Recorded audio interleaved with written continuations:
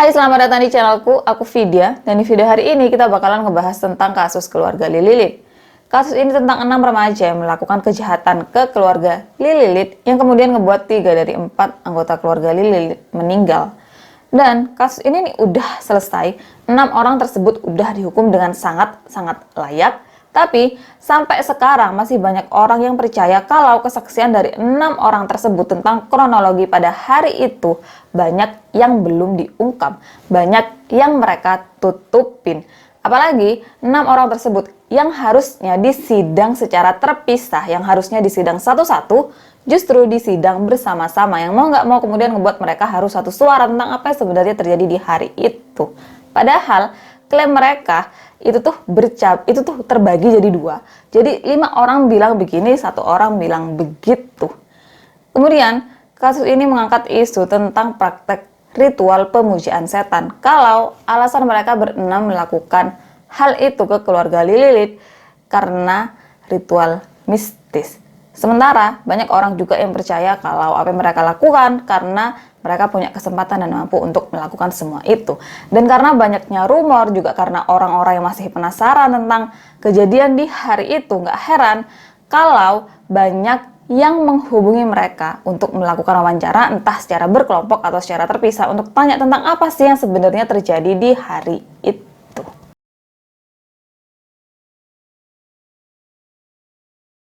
Karena kasus ini dikaitkan dengan kejadian 2 hari sebelum kasus keluarga Lilit, aku juga bakal ngebahas kejadian 2 hari sebelumnya. Jadi, pada 4 April 1997, 6 orang anak pergi dari rumah dengan niatan untuk senang-senang. Dan mereka adalah Natasha Cornett, Karen Howell, Crystal Starkey, Jason Bryan, Joseph Risner, dan Dean Mullins. Kemudian selain Jason, mereka berlima pernah bersekolah di Betsy Lane High School, yang dari sana mereka kemudian saling kenal dan berhubungan. Natasha lahir di Betsy Lane, Kentucky pada 26 Januari 1979. Ayahnya adalah polisi setempat bernama Roger Vargas, sementara ibunya adalah Madonna Wallen. Hubungan antara Roger dengan Madonna adalah perselingkuhan, dan Natasha lahir dari hubungan tersebut. Waktu Natasha masih balita, Madonna putusin untuk kabur dari suaminya dengan bawa Natasha. Mereka kemudian tinggal di sebuah trailer, yang dari sana, Natasha kemudian hidup dengan kemiskinan dan kekerasan. Madonna sering pukulin Natasha, entah dengan tangan, pemukul dari plastik, buku, juga bahkan dia pernah cambuk Natasha. Kemudian Crystal, salah satu teman Natasha juga pelaku di kasus ini, bilang kalau dirinya pernah lihat Madonna pukulin Natasha pakai Alkitab. Waktu Natasha kelas 5, di usianya yang ke-11 tahun, dirinya nih pernah menemukan ibunya yang pingsan dalam keadaan telanjang. Dan di samping tubuh ibunya ada botol pil. Natasha dia kemudian panggil pacar ibunya waktu itu, dan mereka langsung bawa Madonna ke rumah sakit. Kemudian, waktu itu di sekolah, Natasha dikenal sebagai anak yang pintar, yang sopan, yang baik. Tapi itu cuma sampai dirinya duduk di kelas 6. Karena waktu dirinya duduk di kelas 7, prestasi akademiknya turun drastis. Bukan cuma itu, Natasha dia juga mulai alamin eating disorder yang kemudian membuat berat badannya turun sampai 13 kg. Dan di waktu itu dia juga mulai lukain dirinya sendiri pakai silet. Madonna yang khawatir kemudian bawa Natasha ke rumah sakit yang ada di Lexington. Dan dokter kemudian mendiagnosis Natasha dengan eating disorder juga bipolar.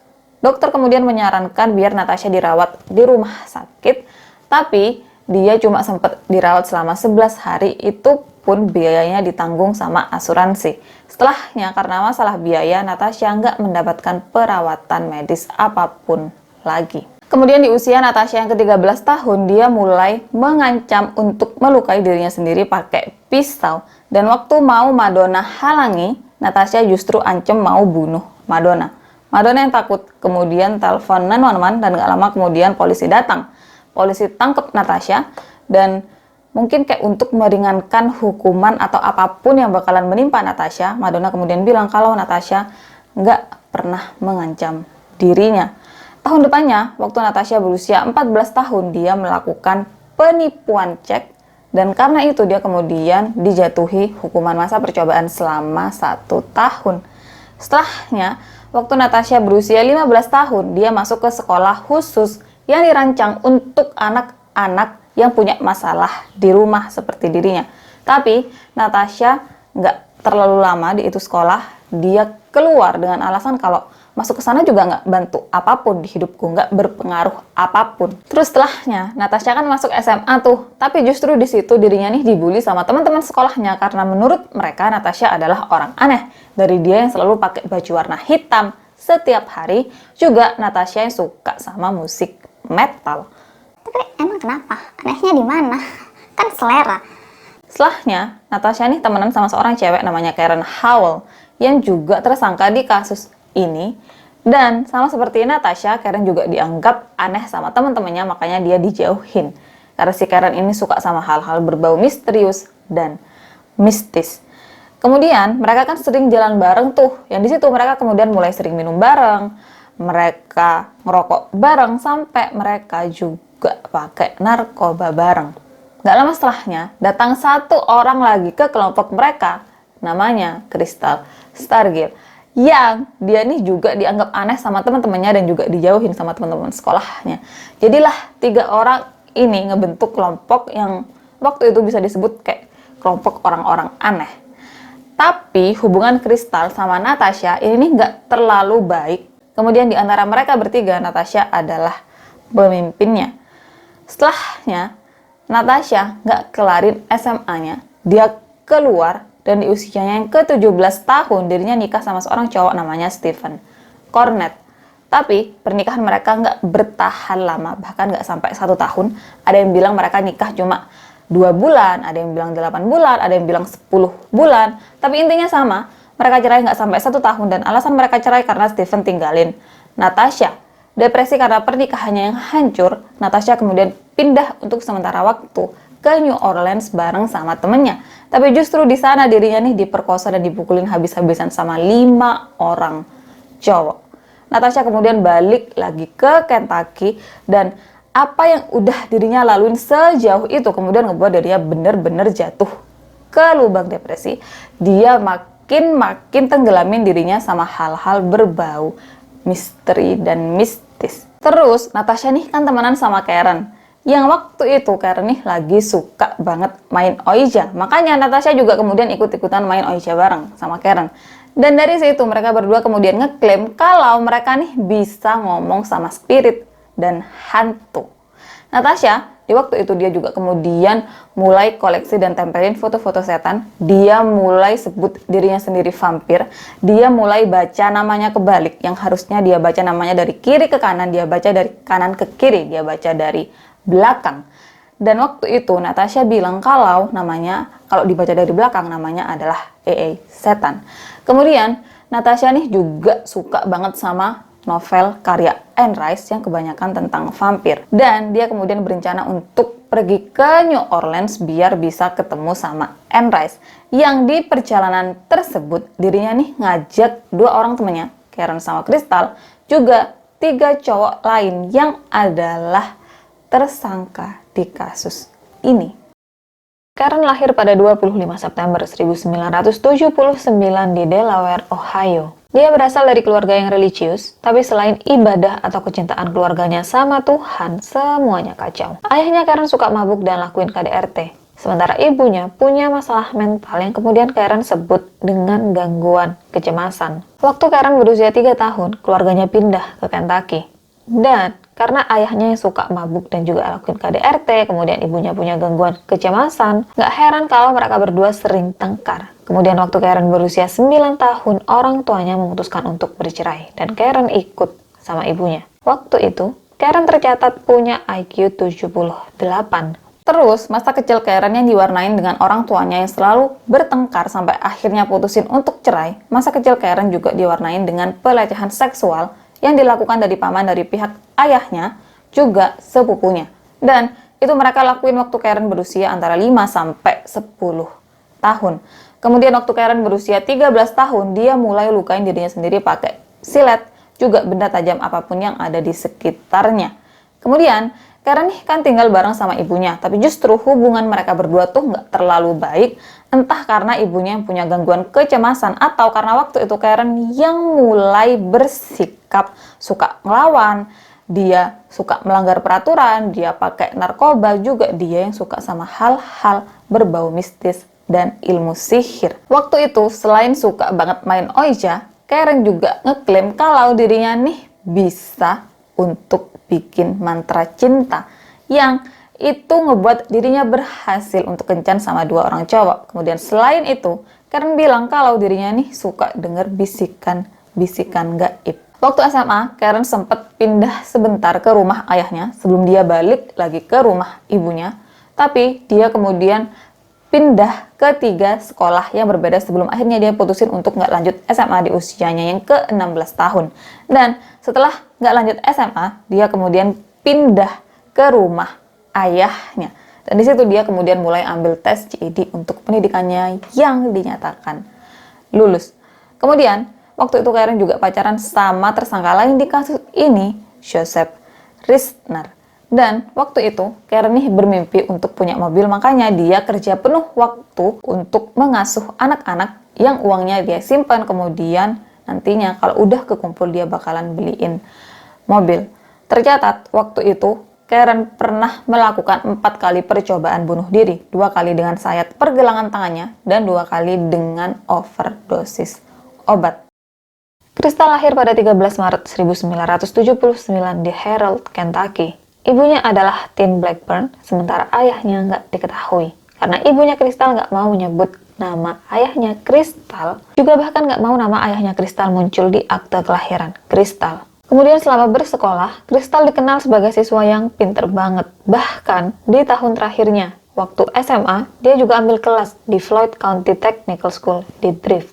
Meskipun Crystal dikenal pintar, tapi nilai-nilai Crystal sempat turun waktu dirinya mulai konsumsi alkohol dan narkoba. Yang untungnya, dia nih cepet sadar. Makanya, untuk menebus kesalahannya, dia kemudian ambil tes ACT dan dia dapat skor 28. Crystal juga kemudian ajuin pendaftaran ke beberapa perguruan tinggi karena cita-citanya pengen jadi psikolog. Selama waktu itu, Crystal juga kerja di penitipan anak sekolah dasar Betsy Lane sebagai bagian dari program kerjasama. Dan supervisor di situ percaya kalau Crystal adalah pengasuh anak yang baik. Juga, Crystal yang bakalan dapat nilai tinggi banget. Crystal nggak punya riwayat kriminal apapun sebelum kasus Lilith, tapi dia nih pernah diskors beberapa kali karena ketahuan ngerokok, juga karena dirinya ngelakuin sesuatu ke seorang anak yang udah bully adiknya. 1996, waktu Crystal berusia 17 tahun, dia menuduh ayah tirinya udah melakukan pelecehan seksual ke dirinya dari dirinya berusia 4 tahun. Sampai akhirnya, waktu dirinya berusia 13 tahun, ayah tirinya ini mulai perkosa dirinya. Dan itu semua baru berhenti waktu Crystal udah punya pacar. Untuk tuduhan itu, ayah tirinya Crystal nih mengakui semuanya, tapi justru ibunya Crystal bilang kalau Crystal adalah pembohong, kalau itu semua tuh nggak benar. Dan kemungkinan besar karena hal itu Crystal kemudian keluar dari rumahnya pada Januari 1997 dan dia kemudian tinggal di rumah bibinya. Crystal juga kemudian pindah ke sekolah yang dekat dengan rumah bibinya. Tapi entah gimana, untuk selanjutnya Crystal pindah ke 13 tempat yang berbeda sampai April 1997. Dan rumah terakhir yang dia tempatin adalah trailernya Natasha. Kemudian dari mereka berlima, dari 5 pelaku lainnya, Crystal paling deket sama Dean.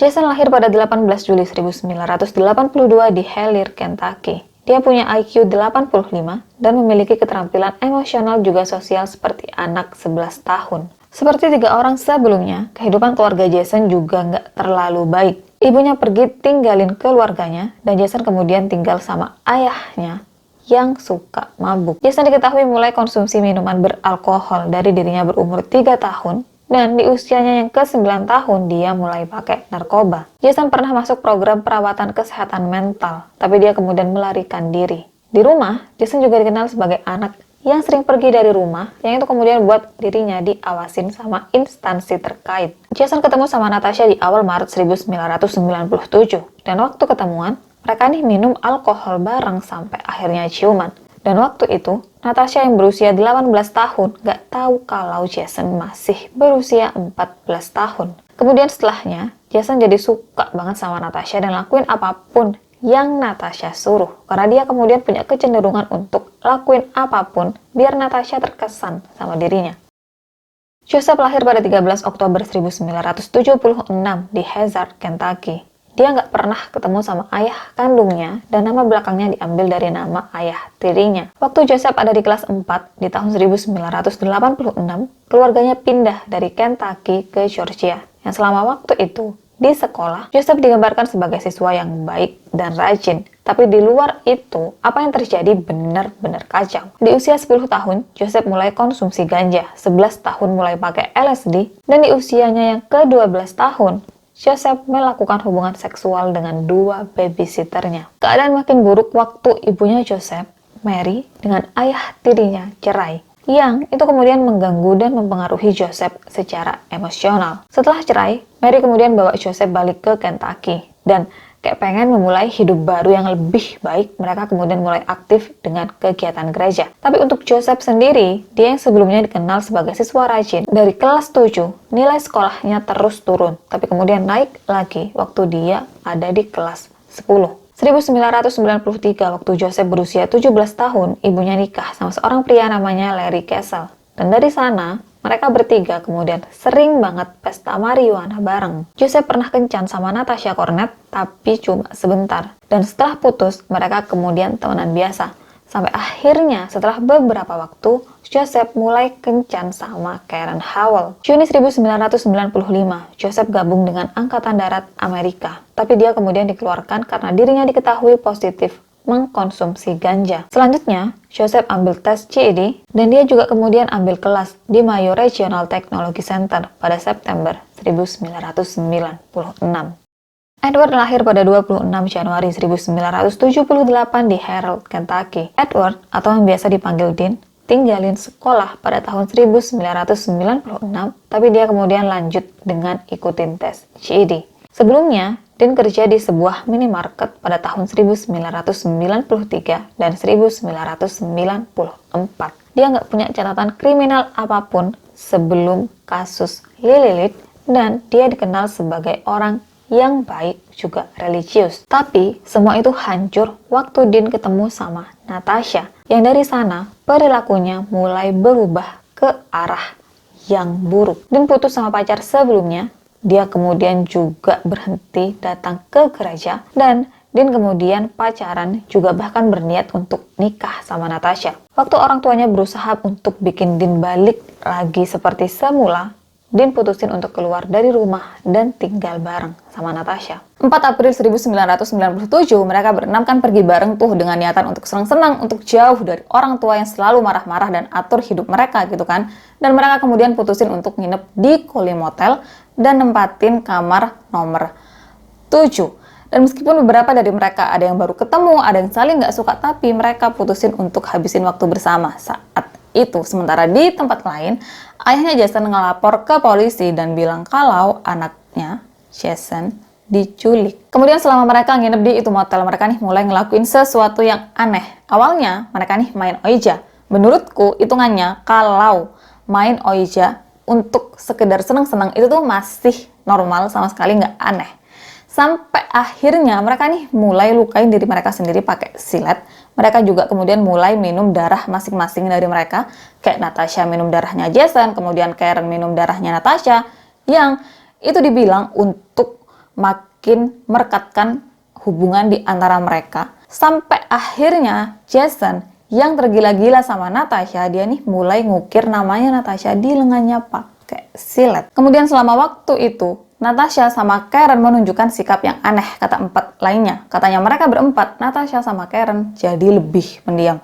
Kemudian entah siapa, tapi 2 dari 6 remaja itu mulai ngomongin untuk melakukan bunuh diri. Dan kayak mereka nih udah selesai untuk ngebuat sesuatu yang aneh ke diri mereka sendiri, juga ke teman-teman lainnya. Mereka kemudian mulai ngerusak kamar motel, juga bahkan membakar salah satu sudut kamar. Kemudian waktu petugas motel datang dan ngecek itu kamar dan ngeliat gimana kacaunya itu kamar, dia kemudian telepon polisi. Waktu polisi datang, polisi kemudian bilang kalau mereka nih bukan lihat sekedar kamar yang udah dalam keadaan rusak, tapi mereka juga lihat tanda 666 di lantai yang itu adalah nomor setan. Tapi salah satu kerabat dari 6 remaja itu yang ikut datang ke itu motel dan ngecek itu kamar, kemudian bilang kalau tanda yang ada di lantai sama sekali bukan tanda 666. berenam. Setelahnya, mereka berenam abis dari itu motel pergi lagi ke trailernya Natasha, yang itu trailer udah kayak base camp mereka. Dan entah gimana, Karen yang papasan sama Madonna, sama ibunya Natasha, kemudian bilang sama Madonna kalau kiamat udah datang. 6 April 1997, mereka putusin untuk pergi ke New Orleans untuk ketemu sama novelis favoritnya Natasha, Anne Rice, juga untuk menghindari polisi karena apa yang udah mereka lakukan di motel yang mereka tinggalin sebelumnya. Dan mereka pergi ke New Orleans dengan naik mobilnya Joseph, padahal itu mobil nggak layak untuk pergi jauh, juga nggak layak untuk menampung mereka berenam. Makanya selama perjalanan mereka kemudian pikirin untuk curi mobil, dan salah satu dari mereka kemudian bilang kalau paling gampang curi mobil tuh di dealer mobil atau di mall. Terus, waktu mereka lewatin jalanan Greene County, Karen bilang kalau dirinya harus ke toilet. Makanya mereka kemudian mampir ke rest area terdekat. Karen sama Natasha kemudian turun dari mobil untuk pergi ke toilet, sementara 4 lainnya tetap di mobil untuk ngomongin tentang gimana kita curi mobil. Dan waktu Karen sama Natasha lagi keluar, itulah mereka kemudian dideketin sama seorang cowok namanya Vidar Lilit.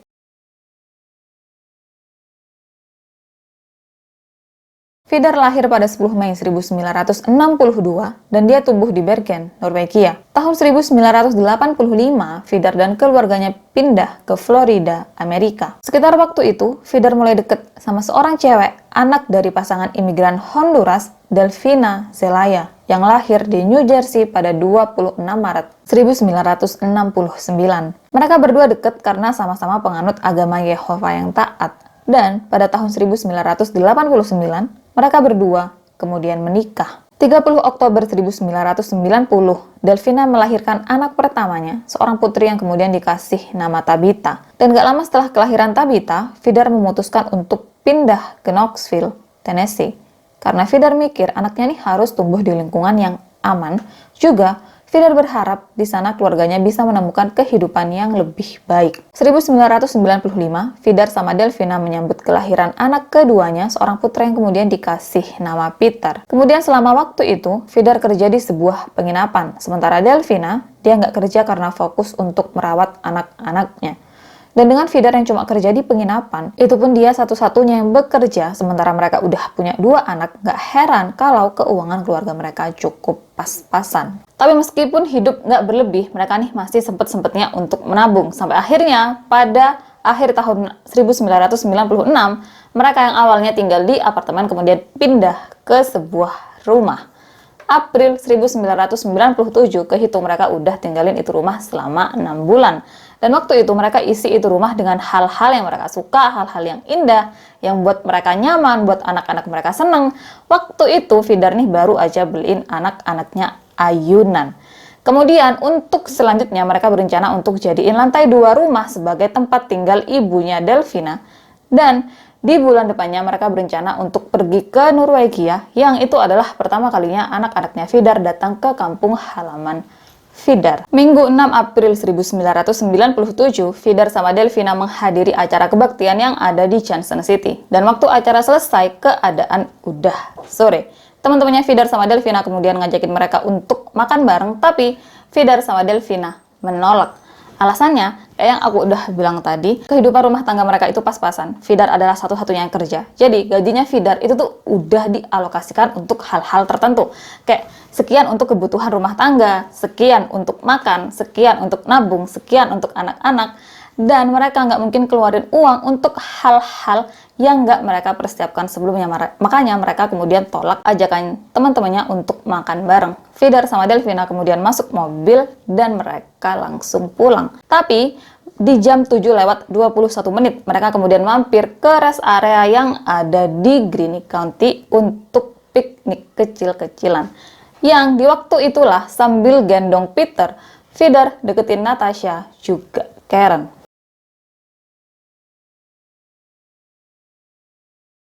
Kemungkinan Vidar nih ngelihat Karen sama Natasha sebagai anak-anak yang bermasalah, sebagai anak-anak yang kehilangan arah, yang butuh bantuan gitu kan.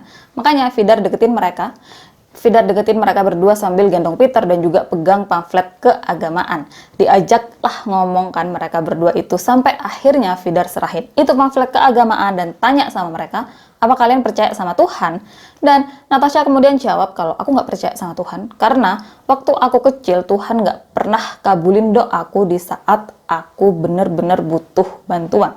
Karena ngerasa kalau omongan mereka bakalan berat, Vidar kemudian ngajakin Natasha sama Karen ke area piknik karena di sana ada kursi, ada meja yang itu bakalan buat mereka untuk ngobrol lebih nyaman.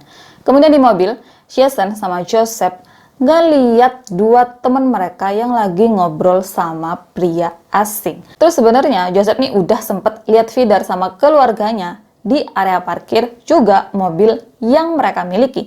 Yang menurut Joseph, mobilnya Vidar tuh cocok dipakai sama mereka berenam untuk ke New Orleans. Gak lama kemudian, Joseph sama Jason samperin Natasha sama Karen yang lagi ngobrol sama Vidar.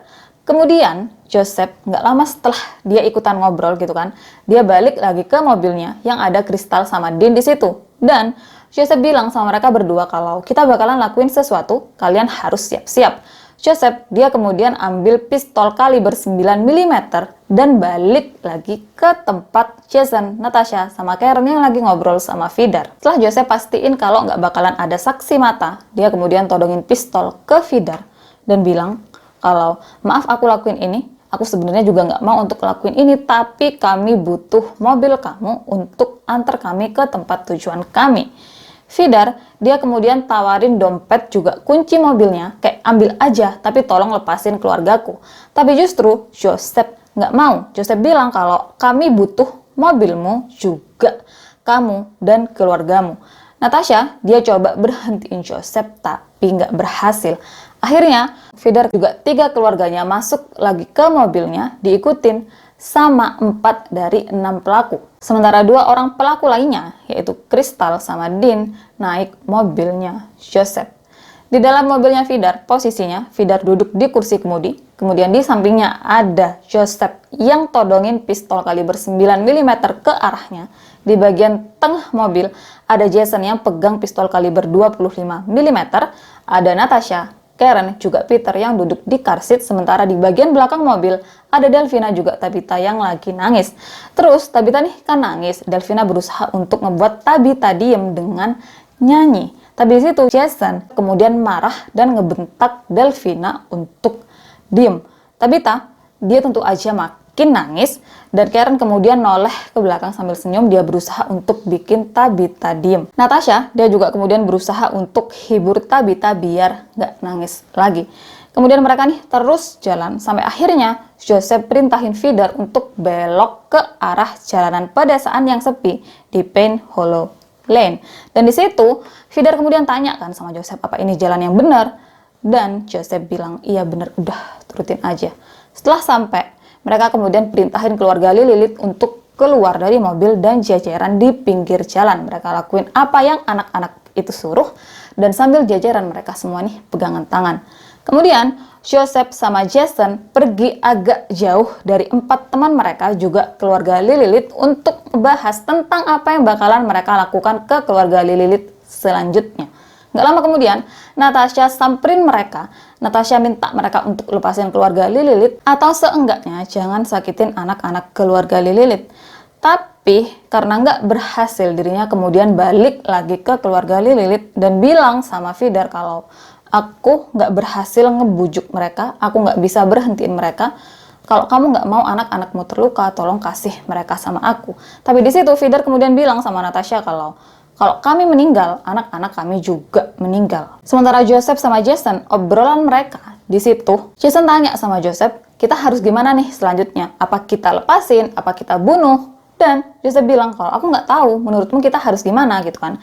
Dan Jason bilang kalau menurutku kita harus bunuh mereka. Kemudian apa yang terjadi selanjutnya ini masih jadi perdebatan sampai sekarang karena keterangan mereka berenam itu tuh berbeda di bagian ini. 5 orang bilang begini, 1 orang bilang begitu. 5 orang ini adalah Natasha, Karen, Crystal, Joseph, dan Dean. Sementara 1 orang ini adalah Jason. Jadi, di versinya mereka berlima, setelah Jason sama Joseph kelar ngobrol, mereka kan balik lagi tuh ke tempat teman-teman mereka, juga tempat keluarga Lilith berada.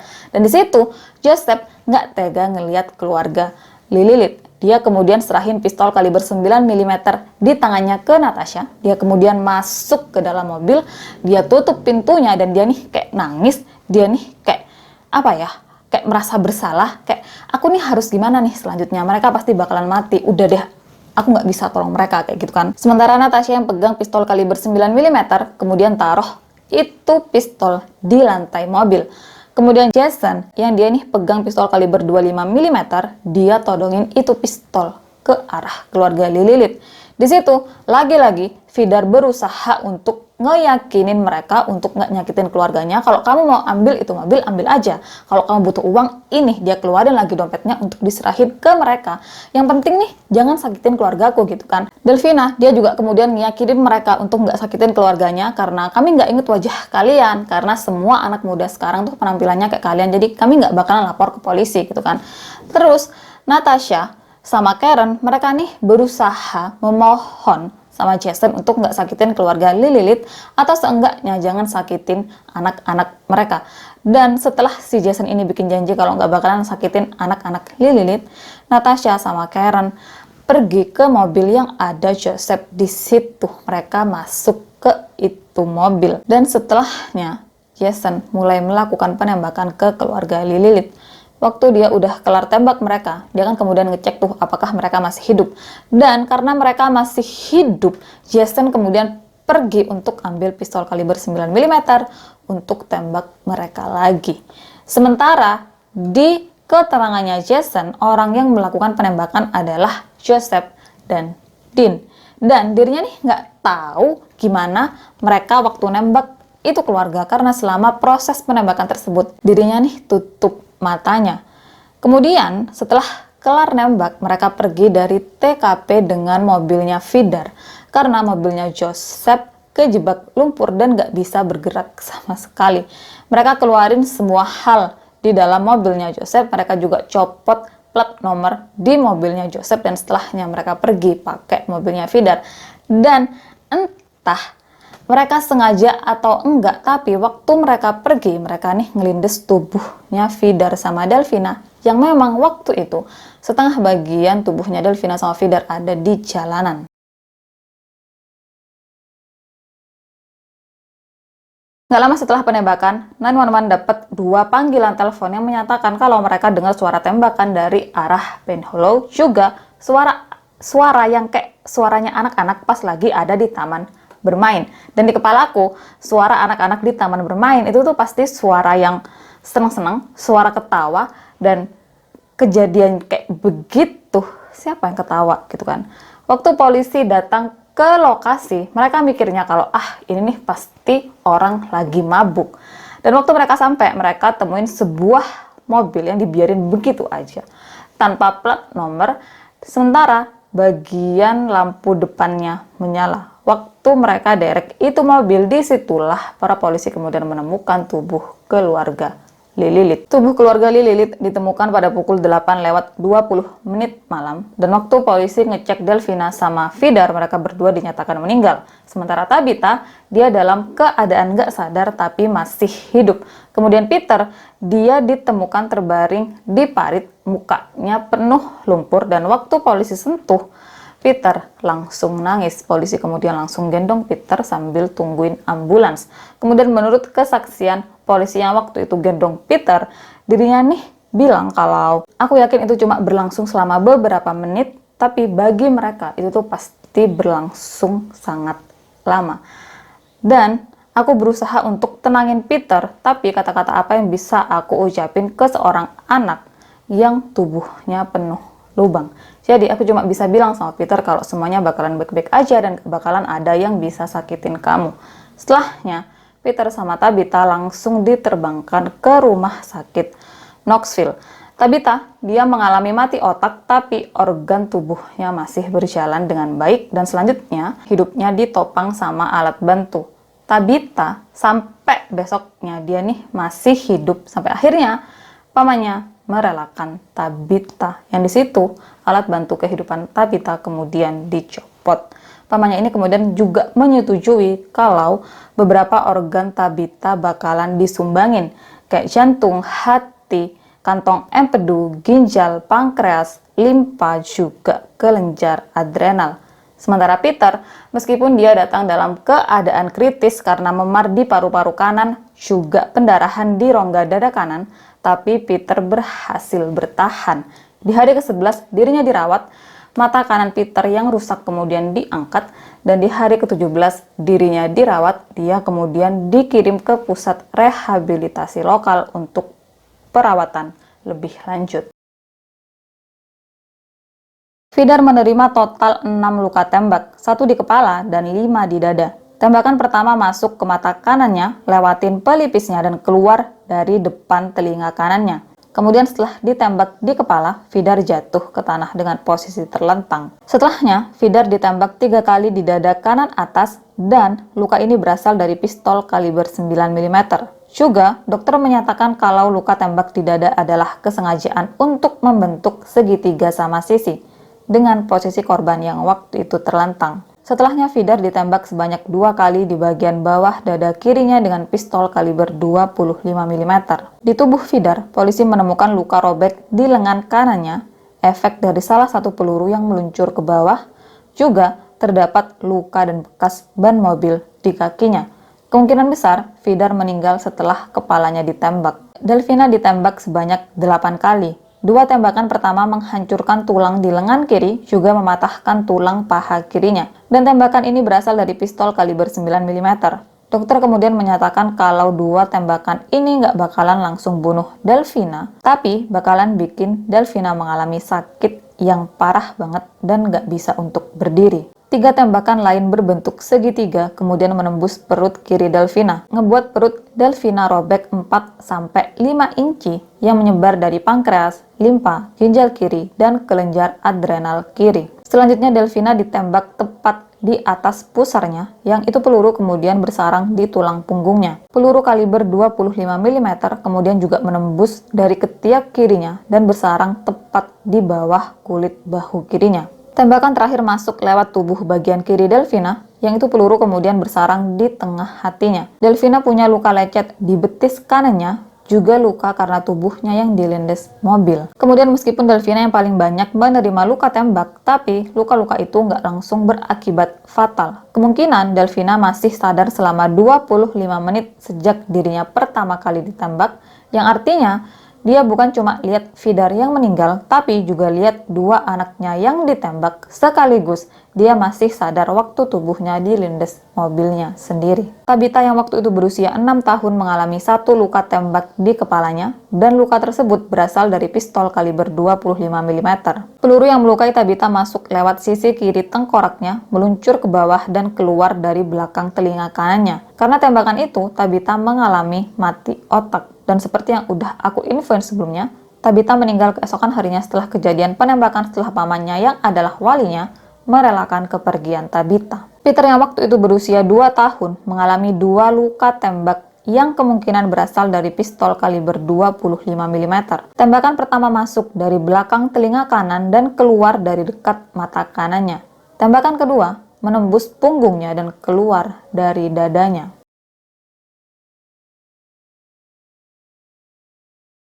Di TKP, polisi kan periksa itu mobil, yang ternyata mobil tersebut diketahui atas nama Mary Castle, ibunya Joseph Risner. Polisi kemudian langsung datengin Mary dan ditanya lah kan tentang itu mobil. Dan di situ Mary kemudian bilang kalau mobil tersebut dipakai sama anaknya. Kemudian ditanya lah di mana Joseph. Dan Mary kemudian bilang kalau dirinya nih nggak tahu Joseph pergi kemana, dirinya udah nggak ketemu sama Joseph selama 2 hari.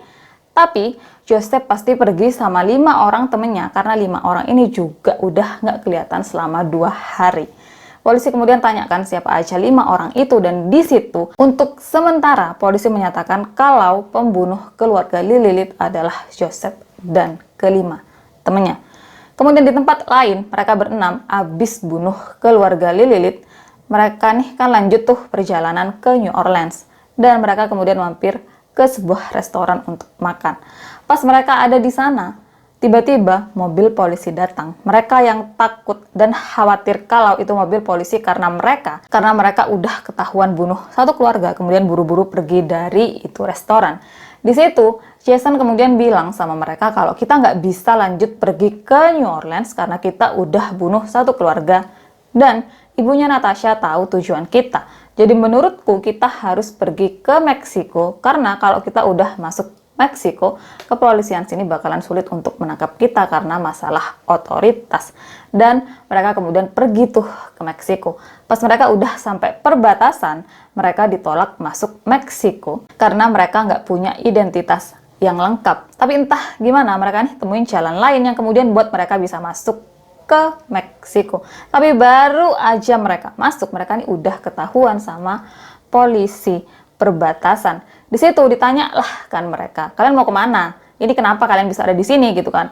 Kenapa kalian nggak punya identitas yang lengkap gitu kan? Dan mereka kemudian bilang kalau kami nih tersesat. Dan karena mereka ngomong gitu, mereka kemudian dianterin untuk balik lagi ke Amerika. Kemudian selama perjalanan ke Meksiko, entah gimana, Jason tangan dan kakinya nih tertembak. 8 April 1997, sekitar jam 5 sore, mereka berenam udah sampai lagi ke perbatasan Amerika Meksiko yang ada di dekat Arizona, dan di situ udah ada kepolisian Amerika yang nunggu mereka. Mereka berenam kan kemudian diperiksa tuh, terus dicatat juga plat nomor dari mobil yang mereka kendarain, dan di situ mereka ditanya, ini nih mobilnya siapa? Dan Joseph bilang, kami nggak tahu.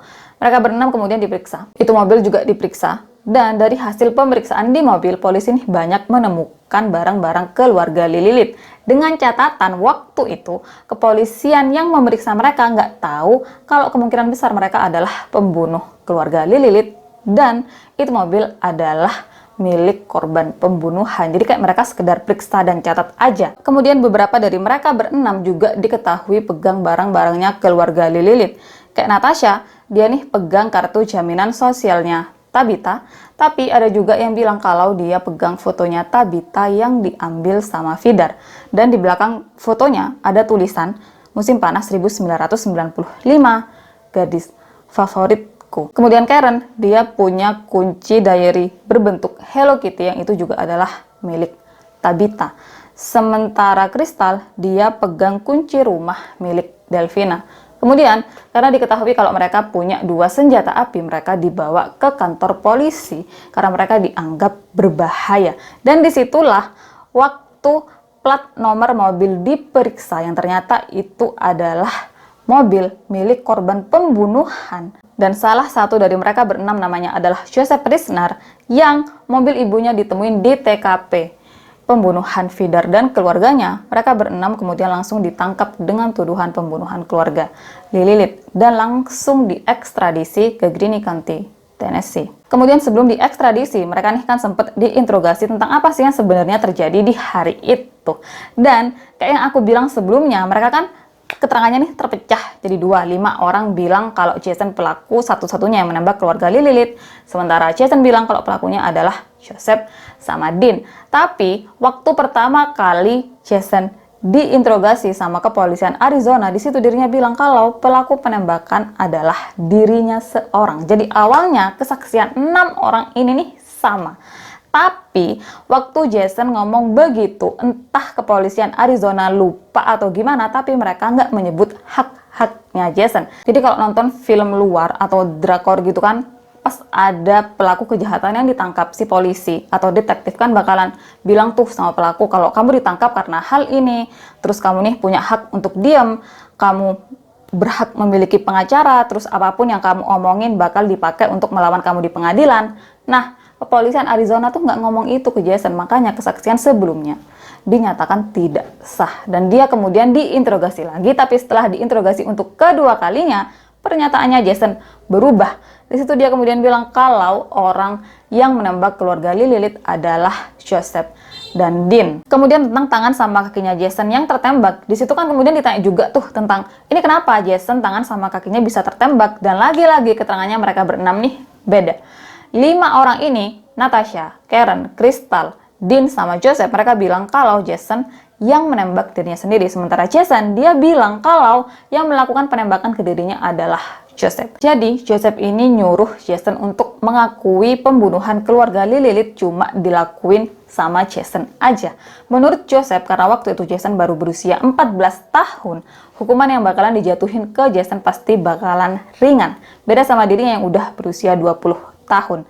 Dan waktu Joseph suruh Jason lakuin itu, Jason nih nggak ngejawab. Makanya Joseph kemudian tembak Jason. Terus, waktu mereka berenam udah ditangkap, kasus ini udah diberitain di mana-mana, masyarakat ini tentu aja marah, tentu aja shock, bener-bener benci banget sama mereka. Bahkan, salah satu pemilik toko di Knox County, dia nih gantung 6 tali di depan tokonya. Dan si pemilik toko itu kemudian bilang kalau gantungan tali tersebut untuk 6 orang itu. Kemudian, salah satu pihak terkait yang bakalan melawan 6 orang ini di pengadilan bilang ke media kalau dirinya pasti bakalan ngebuat mereka berenam mendapatkan hukuman mati.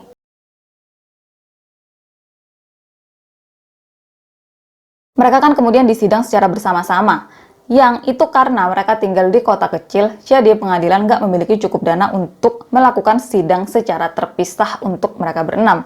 Hakim bahkan bilang seandainya dilakukan persidangan secara terpisah itu bakalan bikin pengadilan bangkrut. Dan pengacara pembela mereka berenam kemudian ajuin protes karena itu tuh nggak adil banget, karena mereka yang harusnya ngebelain klien mereka aja dengan pengadilan bersama, mereka juga bakalan ngebela klien orang lain. Mereka bakalan ngebela 6 remaja ini, padahal kliennya cuma 1 orang. Apalagi nggak mungkin mereka yang nggak melakukan penembakan nantinya bakalan dihukum sama dengan orang yang melakukan penembakan. Tapi hakim kemudian bilang kalau dengan mereka yang nggak melakukan apapun, yang sama sekali nggak membantu keluarga Lilith untuk keluar dari tragedi itu, udah ngebuat mereka jadi kaki tangan si pembunuh, yang artinya mereka juga bersama-sama melakukan pembunuhan. Kemudian di persidangan itu, salah satu saksi yang dihadirkan adalah seorang kontraktor namanya Mark Gabby.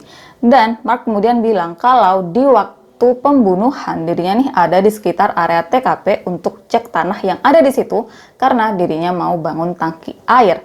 Dan di saat itulah dirinya kemudian dengar suara tembakan yang awalnya dirinya pikir itu adalah suara orang berburu karena memang daerah sekitar adalah tempat biasanya orang melakukan perburuan.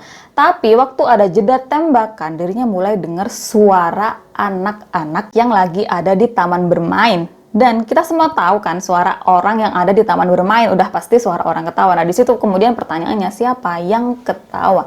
Nggak mungkin Tabitha atau Peter yang ketawa karena mereka ngelihat orang tua mereka ditembak. Jadi gimana bisa mereka ketawa gitu kan? Jadi apa mungkin yang ketawa adalah 6 tersangka ini atau beberapa dari mereka gitu kan? Kemudian jaksa yang melawan mereka berenam bilang kalau alasan mereka berenam melakukan itu ke keluarga Lilith karena mereka adalah pengabdi setan. Dilihat dari mereka nih yang suka main Ouija, mereka yang bikin tanda 666 di kamar motel, mereka yang tembak Delphina sama Vidar dengan bentuk segitiga yang itu tuh adalah pentagram atau lambang setan. Kemudian tubuh Vidar yang ditemukan dalam keadaan berbentuk salib. Dan jaksa juga bilang kalau Natasha nih pernah bilang sama aku kalau dirinya adalah putri setan. Jaksa kemudian bilang kalau mereka berenam adalah anak-anak berjiwa iblis yang membunuh keluarga Lilith untuk ritual. Dan omongannya jaksa itu banyak dipercaya, banyak diberitain di mana-mana.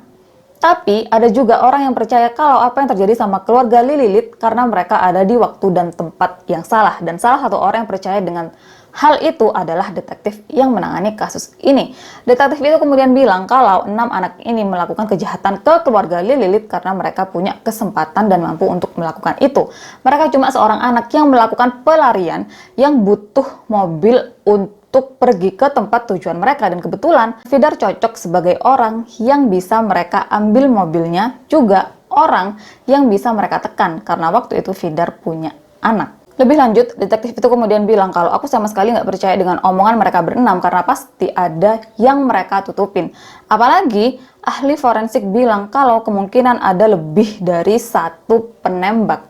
Dan si detektif percaya kalau orang yang melakukan penembakan adalah Jason sama Joseph. Kemudian Natasha bilang kalau pengacara pertamanya melatih dirinya untuk bilang sama si jaksa kalau dirinya adalah putri setan. Jadi di situ Natasha kemudian bilang kalau omongannya yang bilang kalau dirinya adalah putri setan adalah pemaksaan dan bukan keinginannya sendiri. Dan untuk selanjutnya, meskipun ada omongan kalau apa yang mereka berenam melakukan ke keluarga Lilith karena ritual setan, tapi sama sekali nggak ada hal yang bisa membuktikan semua itu. Kemudian, pada 20 Februari 1998, mereka ditawarin kesempatan untuk mengaku yang nantinya mereka nih bakalan dihukum seumur hidup. Tapi kalau kamu nggak mau ngaku, kamu bakalan dihukum mati, katanya si jaksa kan. Dan 6 remaja ini cuma dikasih waktu yang sedikit banget untuk pikirin itu semua mateng-mateng. 5 dari mereka kemudian setuju untuk menandatangani surat pernyataan bersalah kayak daripada dibunuh gitu kan. Sementara Karen, dia adalah yang paling kekeh nggak mau tanda tanganin itu kertas karena dirinya emang nggak salah, katanya si Karen. Dan kemudian dirinya dikasih tahu sama si jaksa, kalau kamu nggak tanda tanganin itu kertas, nggak mengaku bersalah, 5 temenmu bakalan dihukum mati. Makanya si Karen kemudian tanda tanganin kertas yang menyatakan kalau dirinya bersalah atas pembunuhan keluarga Lilith. Maret 1998, mereka berenam dijatuhi 3 kali hukuman seumur hidup tanpa kemungkinan bebas bersyarat karena melakukan penculikan dan pembajakan mobil yang mengakibatkan 3 kematian. Juga tambahan 25 tahun karena melakukan percobaan pembunuhan ke Peter. Kemudian di luar sidang, jaksa menyebut kalau dirinya cuma bisa membuktikan Jason adalah pelaku penembakan. Tapi nggak adil rasanya kalau 5 lainnya nggak mendapat hukuman setimpal. Jaksa juga kemudian setuju dengan apa yang dibilang sama detektif tentang mereka berenam yang pasti sembunyiin sesuatu. Kalau ada hal-hal yang nggak mereka kasih tahu ke penyidik. Dan lagi-lagi, jaksa itu bilang kalau dirinya percaya mereka berenam punya perjanjian sama iblis. Nggak lama setelah mereka diputus bersalah karena banyaknya rumor tentang alasan mereka ngelakuin itu, juga kronologi sebenarnya, juga omongan tentang mereka nih yang nggak jujur ke penyidik, ada yang mereka tutupin, banyak pihak yang kemudian coba untuk wawancara mereka. Dan salah satu yang berhasil adalah Helen Smith. Dia adalah psikolog forensik di Knoxville, Tennessee, dan dia ini berhasil wawancara sama Natasha juga Crystal. Di situ Helen kan kemudian tanya sama mereka berdua tentang apa sih yang sebenarnya terjadi hari itu. Karena di luar banyak rumor, banyak teori tentang kejadian di hari itu, tentang alasan mereka melakukan itu. Dan apa kalian mau bicara yang sebenarnya sama aku, katanya si Helen gitu kan.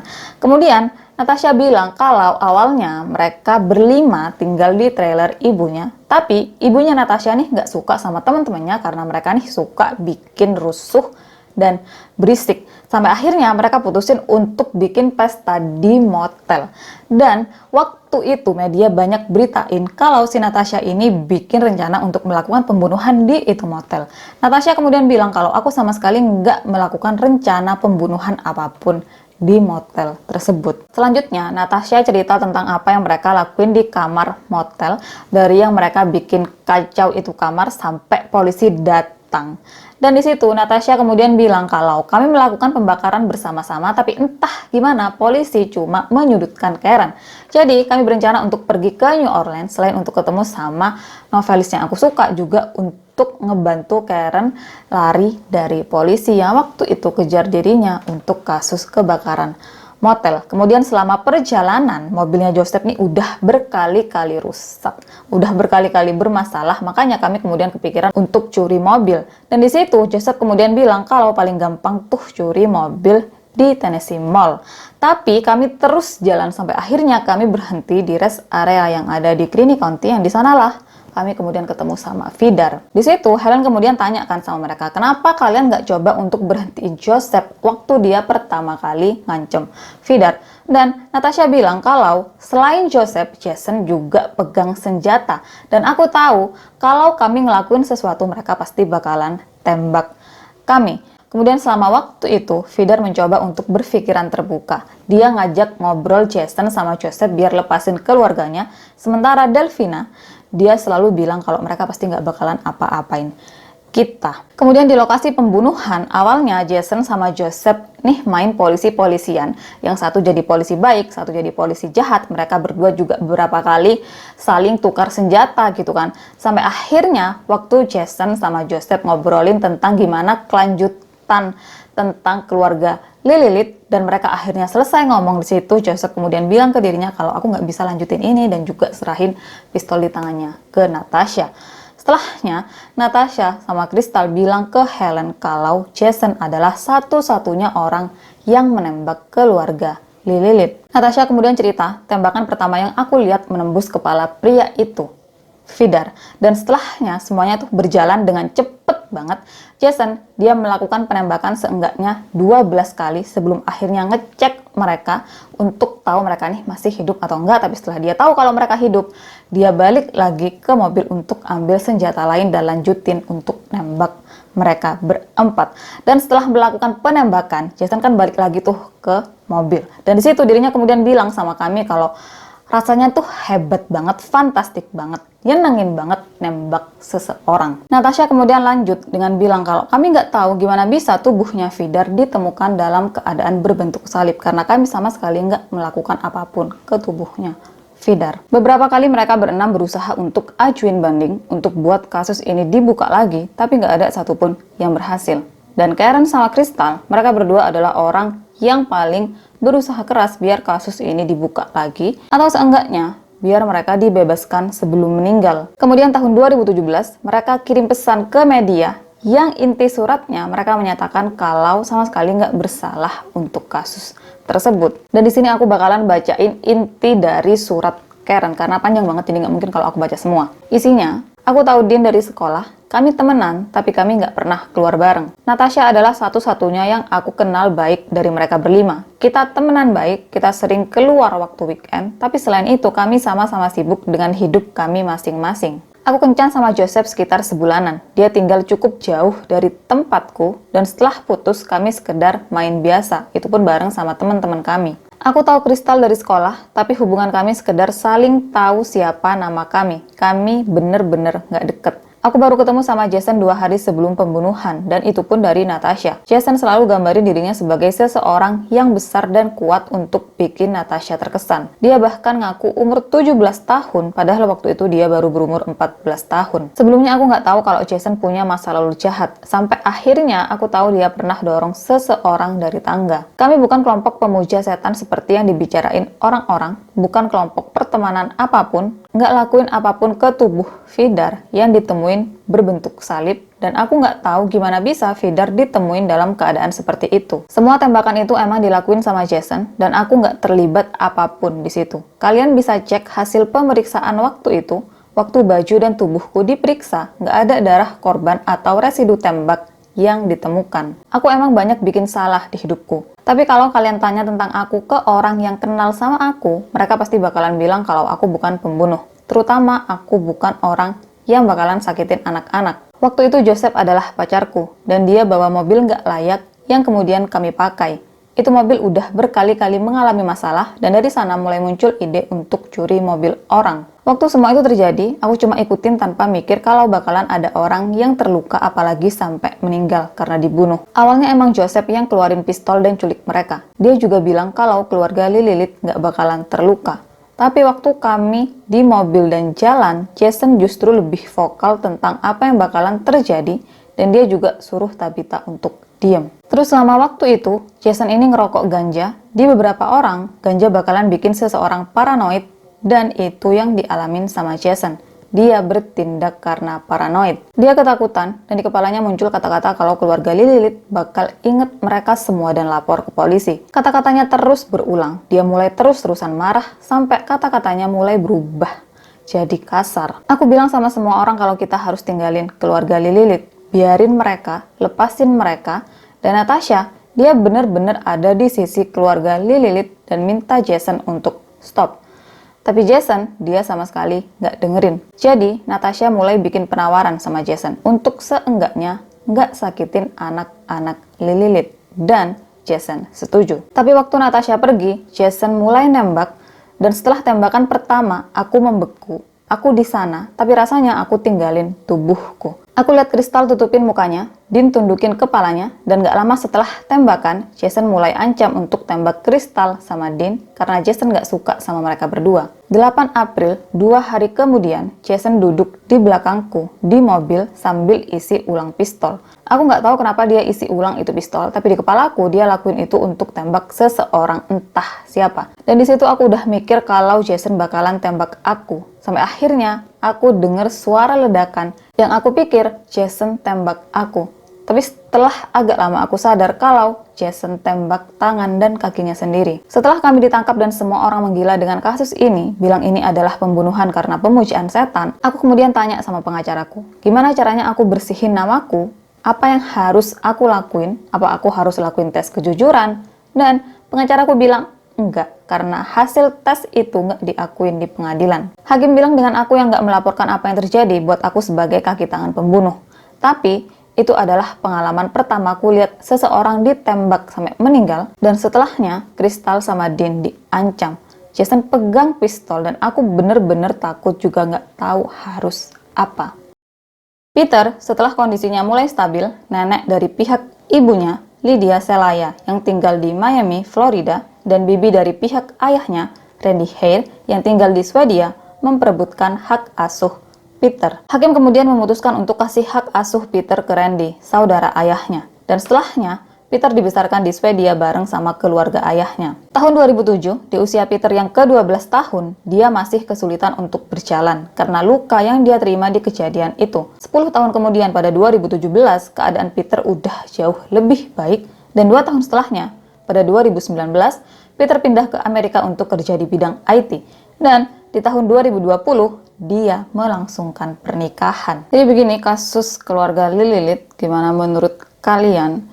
Aku banyak banget hal aneh di sini menurutku, terutama tentang Jason sama Natasha. Natasha, menurutku dia adalah kepala atau pemimpin grup, bukan cuma grup cewek tapi juga grup cowok. Karena ada Dean di situ yang bakalan nikah sama Natasha. Yang Dean ini cinta banget sama Natasha. Yang Natasha ini berhasil ngubah Dean dari yang awalnya dia adalah cowok baik-baik, terus sekarang dia jadi cowok nakal, dia ngelawan orang tuanya, dia berhenti datang ke gereja, dia juga bahkan berani untuk pergi dari rumah untuk bisa tinggal bareng sama Natasha. Kemudian di situ juga ada Jason yang dia nih bener-bener tergila-gila banget sama Natasha dan lakuin apapun untuk bikin Natasha senang. Jadi gimana bisa Jason yang bakal lakuin apapun dan selalu turutin Natasha, bisa-bisanya dia tembak keluarga Lilith, padahal Natasha nggak mau mereka terluka. Terus, waktu Jason tembak keluarga Lilith, kan ada satu pistol lagi yang nganggur. Kenapa mereka nggak berusaha untuk ngehentiin Jason dengan ngancem Jason kayak atau gimana, kayak pakai itu pistol biar keluarga Lilith nih nggak dibunuh sama Jason. Terus juga tentang Jason yang tentang Jason yang tembak dirinya sendiri, tembak tangan sama kakinya, kayak kenapa dia harus ngelakuin itu? Alasannya apa? Apa iya orang yang pakai narkoba? Aku nggak tahu ya, aku nggak tahu atau aku belum pernah berhubungan dengan orang yang pakai narkoba, atau mungkin ada tapi aku nggak tahu kalau orang itu pakai gitu kan. Pokoknya intinya aku nih nggak tahu sama orang yang pakai narkoba perilakunya gimana. Apa iya orang yang pakai narkoba sampai sebegitunya tembak dirinya sendiri, kemudian tembak orang lain? Emang seberpengaruh itu ya? Terus kayak detektif juga jaksa yang bilang kalau mereka berenam pasti tutupin sesuatu. Aku juga percaya di bagian itu. Kayak aneh aja gitu loh, apalagi di bagiannya yang si Jason juga Natasha. Menurut kalian gimana? Apa kalian punya hal-hal aneh lain di kasus ini atau teori-teori lain di kasus ini? Silahkan komen kalau kalian emang ngerasa ada sesuatu yang mengganjal gitu kan tentang kasus ini. Dan kali aja kita bisa diskusi sama-sama. Jadi makasih udah nontonin videoku sampai akhir. Kita ketemu di video lainnya. Bye!